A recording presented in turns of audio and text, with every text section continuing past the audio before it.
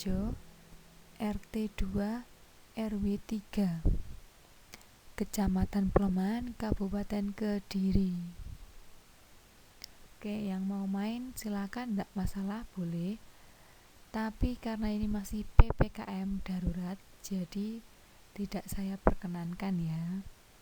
Mungkin kalau pandemi sudah berakhir atau mungkin pas lebaran kalian mau mampir ke rumah saya, boleh, silakan, enggak masalah. Saya lulusan dari STIMIK Kediri dengan jurusan Sistem Informasi. Tahun lulusnya 2019. Oke, itu biodata singkat saya, sekedar untuk mengingatkan kalian bahwa Bu Sulis tuh yang ini, Bu Sulis tuh ngajar ini gitu.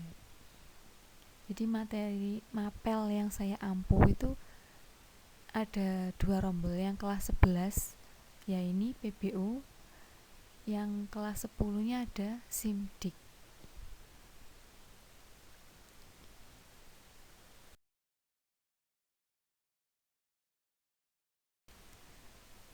Oke, sebelum saya lanjutkan ke pengenalan PBU lebih dalam, saya ingin menjelaskan tujuan dari pembelajaran ini sendiri adalah itu untuk apa, gitu ya. Jadi setelah mengikuti kegiatan belajar 1 ini, peserta didik diharapkan dapat 1. Memahami paradigma PBO seperti apa. Yang kedua, peserta didik itu bisa menganalisis perbandingan antara pemrograman prosedural dengan PBO. Gitu ya.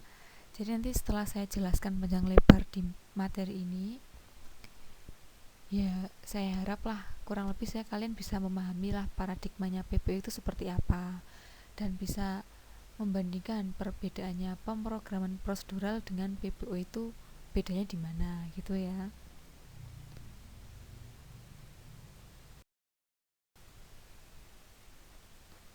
Oke, kita bahas poin yang pertama, yaitu paradigma PBO. Ide dasar pada bahasa PBO adalah mengkombinasikan data dan fungsi untuk mengakses data menjadi sebuah kesatuan unit. Dan unit inilah yang dikenal dengan nama objek. Objek sendiri ini sebenarnya mencerminkan pola kerja manusia dalam kehidupan kerja sehari-hari. Sebuah objek dapat diibaratkan sebagai departemen di dalam sebuah perusahaan bisnis. Contohnya, departemen ini bisa dibagi ke beberapa bagian ya, ada penjualan, akuntan, ada personalia. Nah, pembagian departemen dalam perusahaan merupakan upaya untuk memudahkan pengoperasian perusahaan. Tolong digarisbawahi itu ya, untuk memudahkan pengoperasian perusahaan. Contoh sederhananya saya ambil ini, kelas 11. Kelas 11 itu kan banyak siswanya, ada 81 siswa di kelas 11. Nah, kira-kira kalau cuma ada 1 wali kelasnya saja, kalau dari 81 siswa itu dijadikan 1 kelas, kira-kira kewalahan gak wali kelasnya? Pasti wali kelasnya akan sangat kewalahan dan kerepotan mengurusi siswa sebanyak 81 siswa tadi. Nah, untuk itu biar wali kelasnya tidak kewalahan menangani siswa sebanyak 81 tadi, itu dibagi-bagi menjadi beberapa kelas. Karena itu dipecah menjadi ada kelas 11 RPL 1, wali kelasnya Pak Ulul. 11 RPL 2, wali kelasnya Pak Bayu. 11 RPL 3, wali kelasnya Bu Arika. Nah, kalau dipecah-pecah seperti ini kan wali kelasnya nggak terlalu kerepotan Misal Pak Ulul menangani siswa sebanyak 26 di 11 RPL 1. Pak Bayu di 11 RPL 2 ada banyak 30. Bu Arika di 11 RPL 3 menangani siswa sebanyak 25. Itu saya rasa lebih efisien dan sangat mudah untuk mengontrol, mengatur, dan membina peserta didik daripada harus 81 semuanya di total menjadi satu kelas. Begitu ya. Jadi bisa dipahami ya kenapa pembagian departemen perlu diperlukan, yaitu karena tadi untuk memudahkan pengoperasian, memudahkan pengontrolan, memudahkan dalam membimbing siswa seperti itu. Nah, contoh lainnya, ini saya ada contoh lain. Contoh lainnya, misalkan saja diibaratkan kalian itu seorang manajer penjualan di kantor pusat. Dan kantor pusatnya ada di Surabaya. Lalu kalian itu ingin mengetahui data personalia salesman di kantor cabang. Nah, kantor cabangnya ini ada di Kediri. Kira-kira bagaimana bayangan kalian? Apa yang mesti kalian lakukan? Apa kalian mesti jauh-jauh dari Surabaya datang ke Kediri untuk minta datanya, untuk mengobrak-abrik datanya, untuk masuk ke ruangannya mencari berkas-berkasnya? Apa seperti itu? Saya rasa tidak mungkin. Itu buang-buang waktu, buang-buang tenaga, dan tidak efisien. Lalu gimana caranya biar mudah, biar efisien, biar tidak buang-buang waktu, biar nggak buang-buang tenaga? Jadi adalah masalah bagaimana dan siapa yang mencarikan laporan yang diperlukan itu bukan menjadi urusan kalian. Analoginya seperti ini. Kalau seseorang bermaksud menggunakan objek, ia cukup mengirim suatu pesan ke objek dan objek sendiri itu yang akan menanganinya. Jadi kalian nggak perlu datang jauh-jauh dari Surabaya ke Kediri hanya untuk minta data.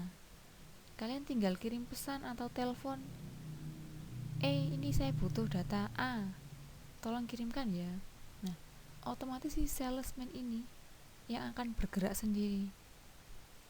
Dia akan nyari datanya dan mengumpulkan datanya. Kalau sudah terkumpul datanya itu nanti akan si salesman ini akan dikirimkan ke kalian. Jadi kan nggak perlu repot-repot datang mendatangi mereka, mengobrak-ngabrik lemari mereka untuk mencari berkasnya. Nggak perlu, cukup kirim pesan dan si salesman ini yang akan bekerja sendiri. Dia akan bekerja nyari datanya, mengumpulkan datanya. Kalau sudah, salesman ini yang akan mengirim balik data yang kalian perlukan kepada kalian. Coba wes bayangkan betapa repotnya nek kalian nanti sebagai manajer penjualan mesti mencari sendiri berkas-berkasnya. Barangkali kalian malah bakal mengobrak-ngabrik berkas yang sudah tersusun rapi. Jadi kejadian inilah yang benar-benar dihindari pada konsep pemrograman berorientasi objek. Jadi sebuah gambaran tentang objek yang berisi data dan fungsi yang memanipulasi data. Gitu.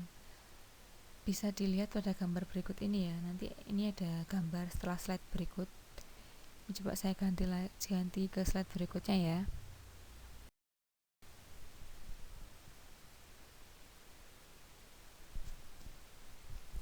Nah, di sini ada sebuah gambar, ada gambar lingkaran.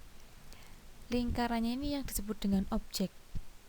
Nah, di dalam lingkaran atau di dalam objek ini terdapat data dan juga metode atau fungsi. Nah, objek ini adalah gabungan antara beberapa data dan fungsi yang masing-masing bekerja bersama-sama dan tidak dapat dipisahkan. Jadi nggak mungkin ada data sendiri, fungsi sendiri. Jadi data dan fungsi itu bergabung menjadi satu, itulah yang dinamakan dengan objek. Lalu gabungan dari data dan fungsi tersebut akan membentuk suatu objek-objek yang aktif. Nah, dari beberapa kumpulan objek ini yang sama akan membentuk struktur baru yang disebut dengan kelas. Jadi saya ulangi lagi, singkatnya itu objek terdiri dari data dan juga metode atau fungsi. Saya ulangi lagi, kumpulan data atau kumpulan fungsi yang sama itu membentuk objek atau disebut dengan objek. Sedangkan kumpulan beberapa objek itu membentuk sebuah kelas. Bisa difahami? Insya Allah bisa ya. Jadi kalian harus bisa membedakan pengertian objek dan pengertian kelas itu sendiri.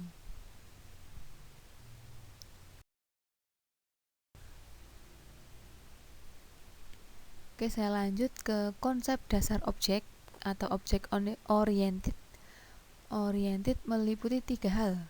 Yang pertama, is identical because object has own unique ID, yaitu objek tersebut mempunyai identitas tersendiri, dapat dibedakan dengan yang lain. Misalkan di 11 RPL 1 ini ada banyak siswanya. Nah, yang membedakan itu apa? Yang membedakan itu adalah nama. Benar tidak? Ada siswa yang namanya Ahsanul Huda. Ada siswa yang namanya Imam Solahuddin. Ada siswa yang namanya Mastura Amaria. Ada siswa yang namanya Rizka Raniata. Gitu ya. Jadi dari kelas 11 RPL 1 itu yang terdiri dari banyak siswa, mereka tuh punya ID unik atau ID yang berbeda gitulah, identitas yang bisa membedakan dengan identitas yang lain, yaitu nama. Itu salah satu contohnya. Yang kedua, has behavior because object has method. Maksudnya itu objek itu mempunyai perilaku atau sifat-sifat yang khusus. Misalkan si Sanul ini dia baik, jujur. Oh, si Imam itu suka bohong, dia itu kalau gini seperti itu. Jadi mereka dari siswa mempunyai nama dan mempunyai karakter sendiri, mempunyai sifat-sifat yang sendiri. Yang ketiga, has state because object has instant parameter, yaitu objek mempunyai ukuran yang baku. Dalam suatu sistem yang kompleks, seperti dalam project management sering kita jumpai, objek-objek suatu kelas mempunyai relasi atau hubungan dengan objek-objek di kelas yang lain. Secara umum, objek dapat dibedakan menjadi 3 dasar hubungan. Yang pertama, is a, yang terdiri dari generalization, realization, dan juga inheritance. Yang kedua ada has a, yang terdiri dari association. Yang ketiga ada others, yang terdiri dari association dan juga dependency.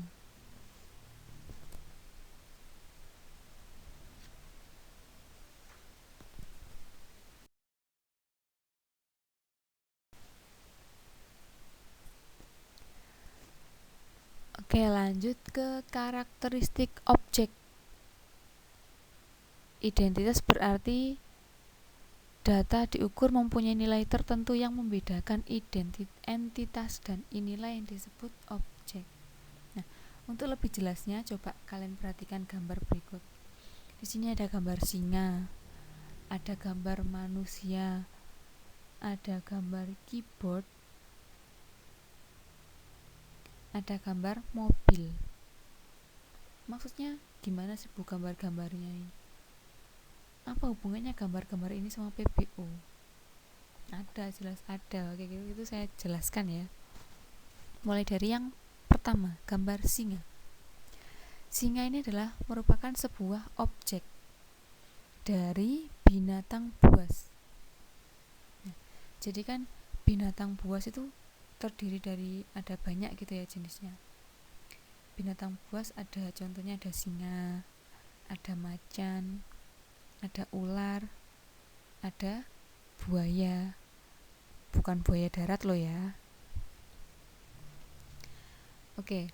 Jadi objeknya itu singa, macan, ular, buaya itu adalah disebut objek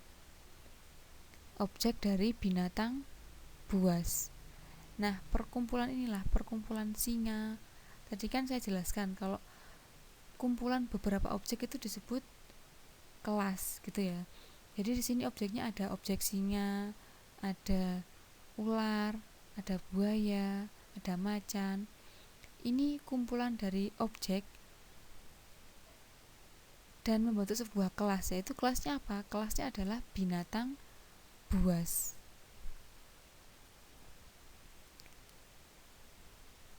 Bisa difahami atau masih bingung? Kalau masih bingung, oke, saya lanjut ke contoh kedua. Yang gambar kedua itu manusia.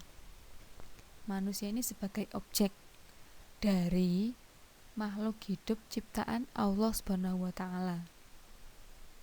Jadi Allah menciptakan makhluk hidup kan ada banyak. Ada manusia, ada tumbuhan, ada hewan. Nah, yang dimaksud objek di sini adalah manusia, hewan, tumbuhan. Ini yang disebut dengan objek. Sedangkan kelasnya yang mana? Kelasnya adalah makhluk hidup. Karena makhluk hidup banyak jenisnya, gitu ya. Jenisnya ada manusia, ada tumbuhan, ada hewan. Oke, lanjut ke contoh yang ketiga kalau masih bingung lagi. Contoh yang ketiga ini adalah gambar keyboard. Kenapa sih keyboard bisa disebut objek? Nah, keyboard ini merupakan objek dari apa? Keyboard ini adalah objek dari perangkat apa yuk? Perangkat keras komputer, ya betul. Jadi perangkat keras komputer kan ada banyak jenisnya. Perangkat keras komputer itu terdiri dari keyboard salah satunya, ada juga monitor, ada juga CPU, ada juga mouse. Nah, kalau serangkai ini dijadikan satu kan akan membentuk sebuah komputer. Nah, komputer inilah yang disebut dengan kelas, atau perangkat keras komputer ini disebut dengan kelas. Sedangkan bagian-bagian komputer itu ya termasuk keyboard, mouse, monitor, itu yang disebut dengan objeknya. Bisa dipahami? Atau mau lanjut ke contoh yang keempat, yaitu mobil? Oke, lanjut ke contoh yang keempat ya. Contoh keempat ini ada gambar mobil. Mobil ini merupakan objek dari alat transportasi. Nah, jadi kan alat transportasi itu ada banyak. Contohnya ada mobil, ada bajai, ada bis, ada kereta api, ada motor gitu. Nah, mobil, bis, bajai ini yang disebut dengan objek. Kalau alat transportasinya itu adalah disebut dengan kelas. Gitu ya. Bisa ya membedakan antara kelas dan objek dengan contohnya. Misalkan lagi ada kelasnya itu buah-buahan. Nah, buah-buahan kan banyak jenisnya atau banyak jenisnya. Contohnya jeruk, semangka, blimbing. Nah, Yang dimaksud objek itu ya jeruknya, semangka, belimbing itu objek. Tapi kalau buah-buahan itu disebut dengan kelasnya. Ya. Setiap objek mempunyai sifat yang melekat pada identitasnya, sehingga dua objek dapat berbeda walaupun bila semua nilai atributnya itu identik.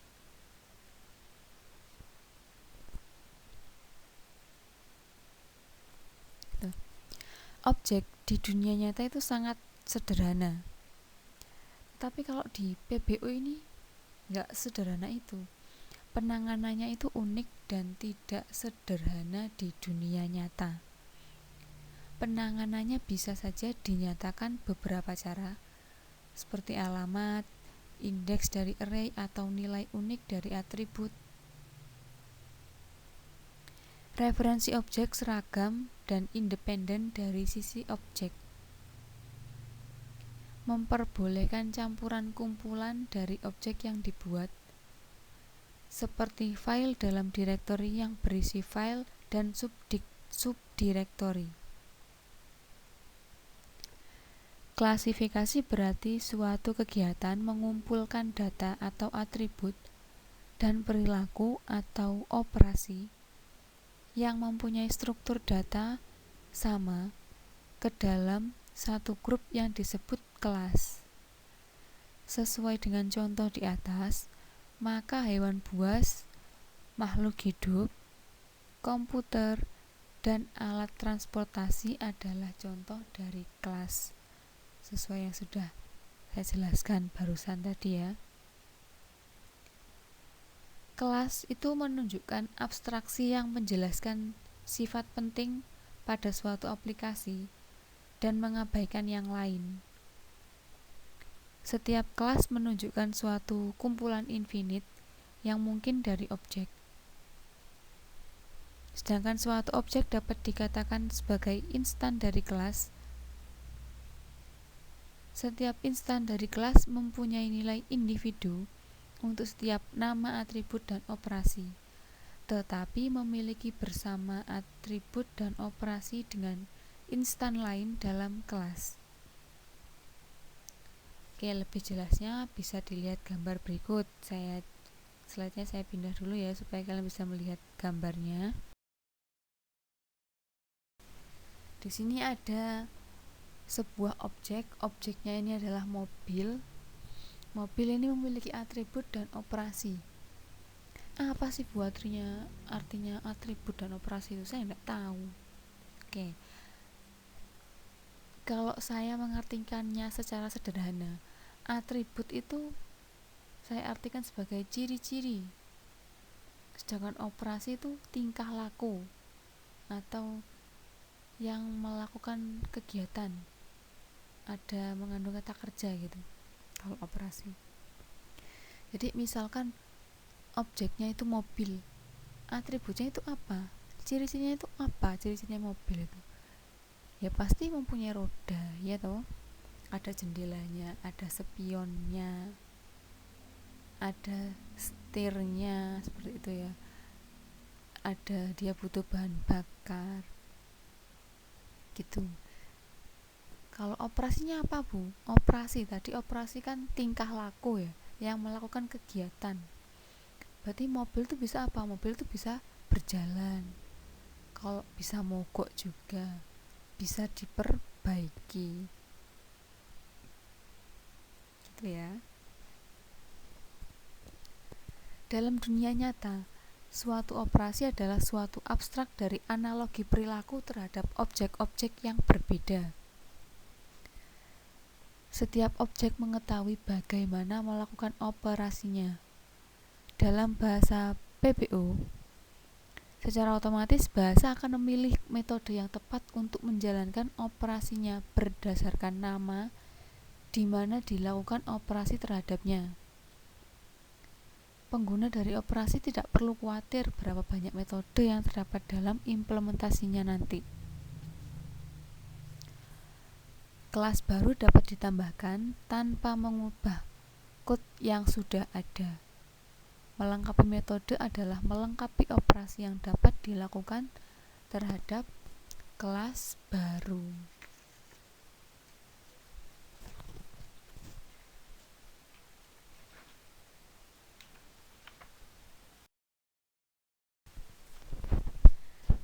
Nah, lanjut ke selanjutnya ada perbandingan pemrograman berorientasi objek dengan pemrograman terstruktur.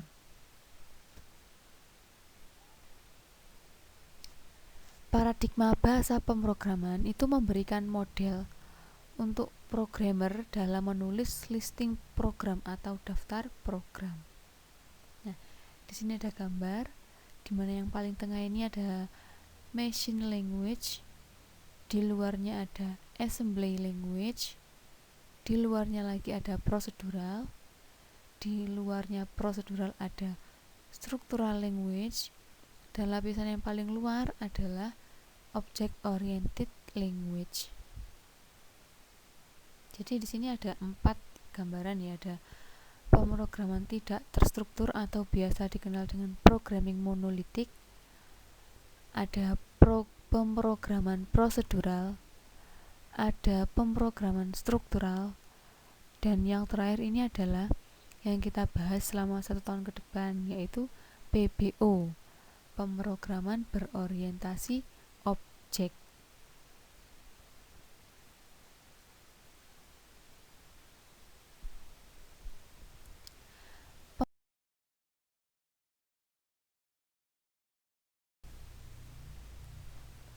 Oke, saya lanjutkan. Fitur-fitur yang dimiliki pemrograman tidak terstruktur atau programming monolitik. Ini seluruh permasalahan ini diselesaikan sebagai blok tunggal. Semua data bersifat global dan tidak ada keamanan atau security-nya. Perintah melompat diperbolehkan jam dan tidak menggunakan perintah goto. Cocok untuk permasalahan kecil, tetapi dia sulit untuk melacak kesalahan program. Jadi misalkan kalian buat aplikasi, buat program, ada kodenya, dia tidak bisa dijalankan, tapi kalian tidak mengetahui salahnya itu di mana gitu. Jadi bisa dikatakan kelemahannya ini ada sulit untuk melacak kesalahan program. Nah, untuk contoh bahasa pemrograman yang termasuk ke dalam programming monolitik ini adalah assembly language dan juga basic.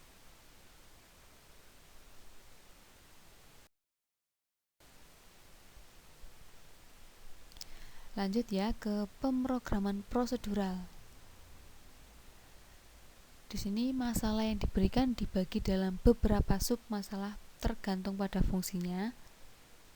Sub masalah disebut dengan prosedur atau metode.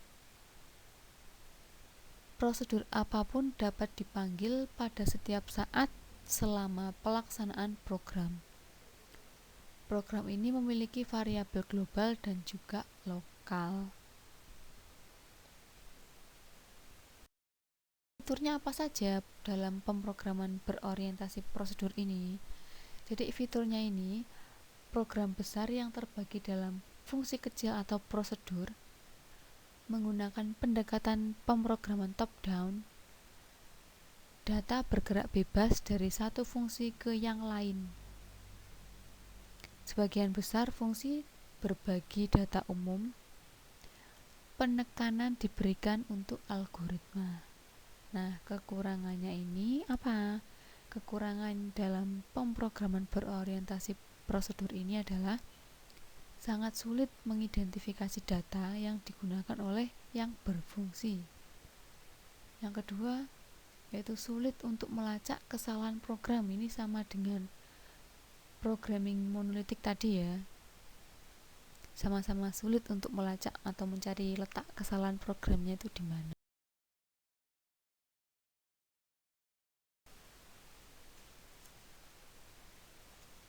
Lanjut selanjutnya ke pemrograman terstruktur. Nah, program ini dibagi menjadi modul dan modul tersebut kemudian dibagi menjadi fungsi.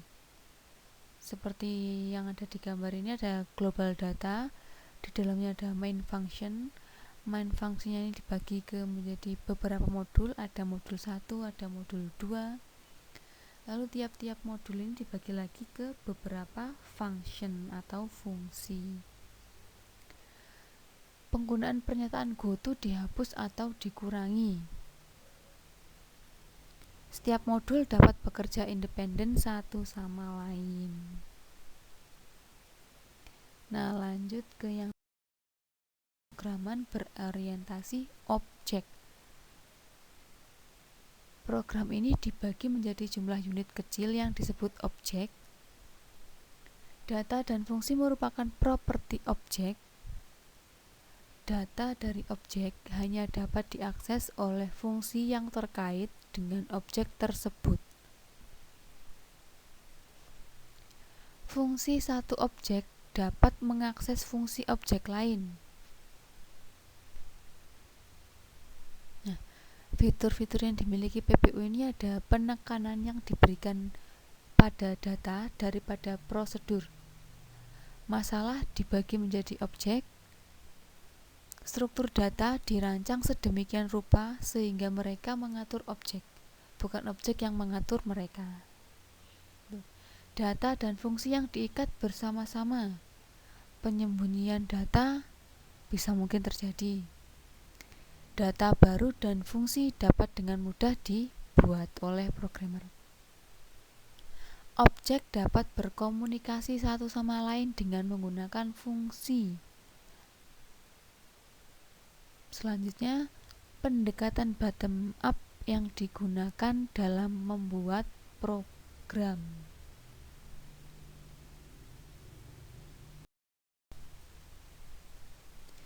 Nah, ini ada tabel perbedaan antara pemrograman berorientasi terstruktur dengan PBO. Nah, ini yang berwarna ungu ini adalah pemrograman terstruktur, sedangkan yang orange ini adalah pemrograman berorientasi objek. Oke, yang pertama untuk pemrograman terstruktur ini pendekatannya dia itu menggunakan top down. Kalau PBO ini pendekatannya menggunakan bottom up. Untuk fokusnya kalau pemrograman terstruktur fokusnya dia pada algoritma dan juga kontrol aliran. Sedangkan untuk PBO ini dia berfokus pada model objeknya. Pada pemrograman terstruktur, program dibagi menjadi beberapa submodul atau fungsi atau prosedur. Sedangkan di PBO, program diselenggarakan dengan memiliki sejumlah kelas dan objek. Nah, saya coba kalian baca dan kalian perhatikan sambil kalian pahami dan cermati perbedaannya pemrograman terstruktur dan juga pemrograman PBO ini. Coba diperhatikan satu persatu pada tabel ini ya.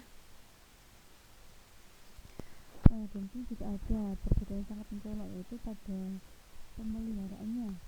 Kalau pemeliharaan pemrograman terstruktur dia mahal, sedangkan di PBO ini dia lebih murah. Ada juga review software, tidak mungkin di pemrograman terstruktur, tapi kalau di PBO sangat mungkin karena dia membantu dalam penggunaan kembali perangkat lunak atau review software. Ya, benar juga dicermati sama-sama, dibaca sama-sama.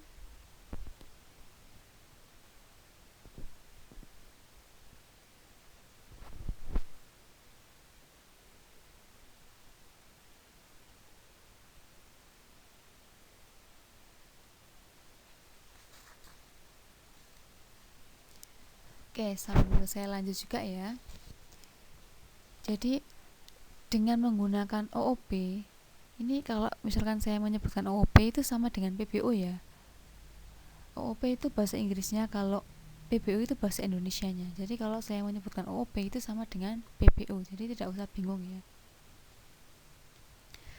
Oke, dengan menggunakan OOP, maka dalam melakukan pemecahan suatu masalah, kita tidak melihat bagaimana cara menyelesaikan suatu masalah itu bagaimana. tetapi objek-objek apa yang dapat melakukan pemecahan masalah tersebut. Sedangkan untuk pemrograman terstruktur menggunakan prosedur atau tata cara yang teratur untuk mengoperasikan data struktur. Untuk tata nama, keduanya pun memiliki tatanan yang sama. Walaupun memiliki pengertian tersendiri, object oriented menggunakan method, sedangkan terstruktur menggunakan function. Kalau di OOP sering dengar mengenai objek, kalau di terstruktur kita mengenalnya dengan modules. Sama halnya juga dengan message pada OOP, kalau di pemrograman terstruktur itu argumen. Atribut pada PBO atau OOP, kalau di pemrograman terstruktur itu biasa dikenal dengan variabel. Gitu ya.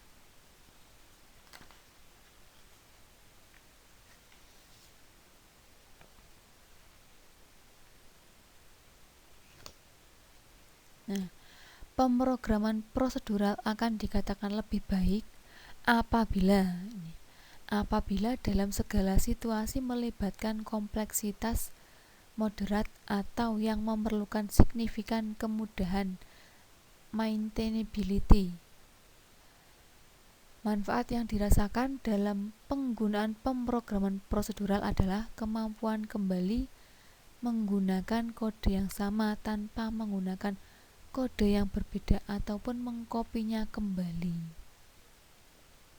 Dengan menggunakan GoTo, memudahkan programmer melacak kumpulan data sehingga menghindarkan pemrograman terstruktur menjadi seperti spaghetti code.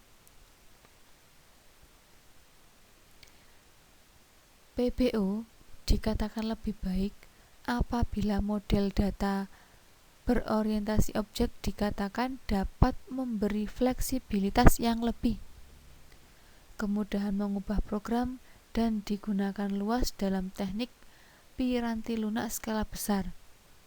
Lebih jauh lagi, pendukung OOP atau PBO ini mengklaim bahwa OOP ini lebih mudah dipelajari bagi pemula dibandingkan dengan pendekatan sebelumnya, dan pendekatan OOP lebih mudah dikembangkan dan juga lebih mudah dirawat. Gitu ya. Bisa ya membedakan perbedaan antara pemrograman berorientasi terstruktur dengan pemrograman berorientasi objek.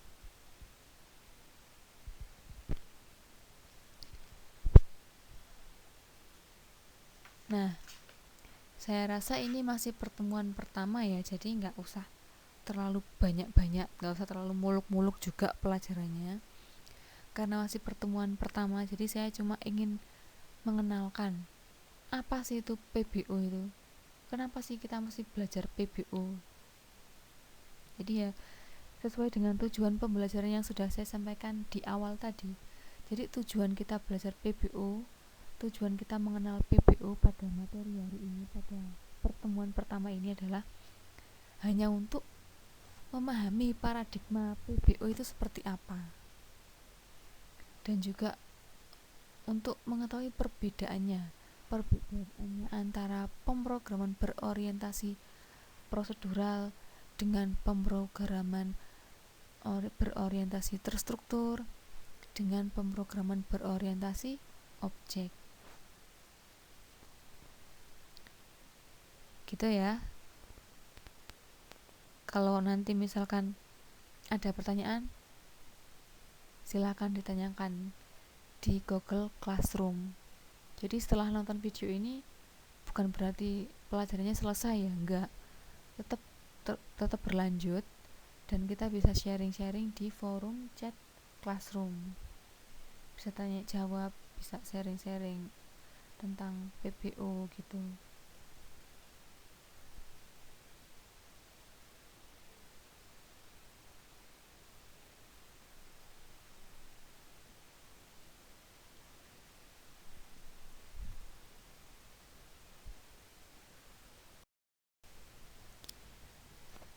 Nah, untuk materi hari ini yang bisa saya jelaskan sampai di sini saja. Jadi hari ini saya hanya mengenalkan PBU sampai tahap paradigma PBU dan juga perbandingan tadi ya. Karena ini masih pertemuan awal, pertemuan pertama, jadi nggak usah terlalu banyak-banyak juga. Nah, nanti minggu depan kita baru menginjak ke materi perangkat lunak yang cocok untuk digunakan PBO ya. Jadi minggu depan tolong diingat-ingat, tolong diberi catatan kecil. Kalau minggu depan kita bahas tentang perangkat lunak pemrograman berorientasi objek. Kalau bisa bahkan kalau waktunya nutut juga ya, sekalian saya jelaskan juga cara instalasi aplikasinya, baik melalui laptop ataupun Android kalian.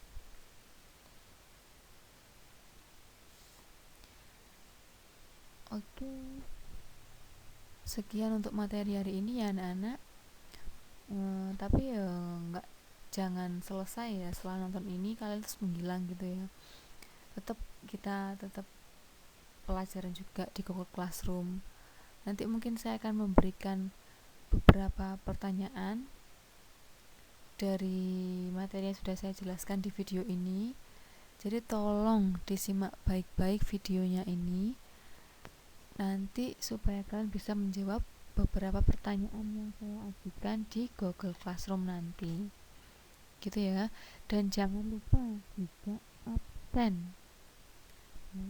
Absen itu sangat penting.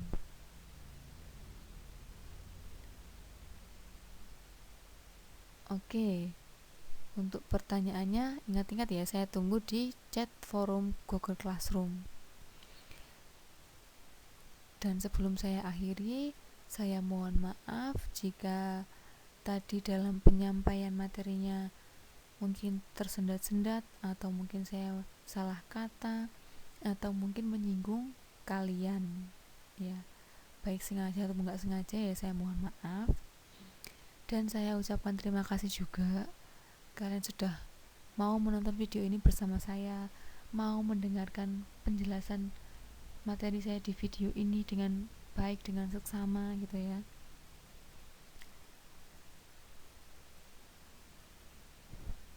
Dan akhir kata, sampai jumpa di pertemuan berikutnya gitu ya. Tetap semangat meskipun kita nggak bisa bertatap muka ya. Dan tetap jaga kesehatan juga, patuhi protokol kesehatan, sering-seringlah cuci tangan, dan jangan lupa pakai masker terus gitu ya kalau keluar rumah gitu. Oke, akhir kata, wassalamualaikum warahmatullahi wabarakatuh. Kita lanjut ke Google Classroom ya, ini nanti jangan menghilang dulu, oke?